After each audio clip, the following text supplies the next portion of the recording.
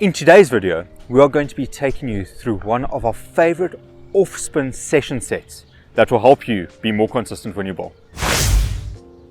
This full session consists of 5 different sections, which when we bring them together is going to help us be that more consistent off-spinner.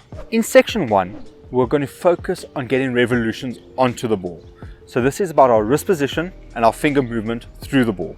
Because the more revolutions we can impart onto the ball, the more turn, dip, bounce and drift we are going to get, which is all the weapons we want to have as a spin bowler. How we're going to do this is we're going to go into a net and have a line or construct our own line on the ground. That's our visual aid. We're going to go trying to rip the ball from underneath it, bouncing the ball on the one side and trying to get it to turn off of the surface and land on the other side of the line. The visual representation of the line is going to show us how many revs we get onto the ball. It doesn't count if it doesn't bounce on the one side and end on the other. Work hard and try and do 24 in a row. Now that you have completed section 1, it's important to remember that there are still 4 more sections that are going to link up to make you a more consistent and dangerous spinner. So please watch to the end. In section number 2, we are now focusing on the wrist position but going over the ball with our fingers. This is to help us get control and really impart those revolutions onto the ball from an overhand action. This draw is very simple. We are going to be going about 3/4 pitch away from the stumps and we are going to go into a throwing motion over the top while trying to impart as many revolutions onto the ball as possible, throwing towards the stumps to see how much we get off of the surface. Keep working hard and trying to get the ball's seam presentation to point towards a short 45 or a leg slip angle. Do not worry too much about this draw causing you to be a thrower or a chucker when you do go back to your bowling action. We are just trying to isolate the fingers and the wrist position through it so that when we do move back to the full action, we have that confidence and that consistency in our wrist work.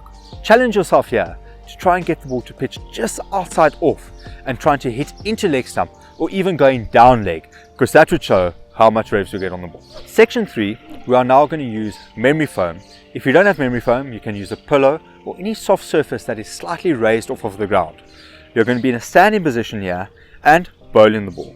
This enables us to spend more time on the front foot, which gets us more time through the action, but at the same time, it is training our mind to get used to being nice and high in the action. Because as a finger spinner or off spinner, you need to generate that height in the crease to assist you with a little bit more bounce.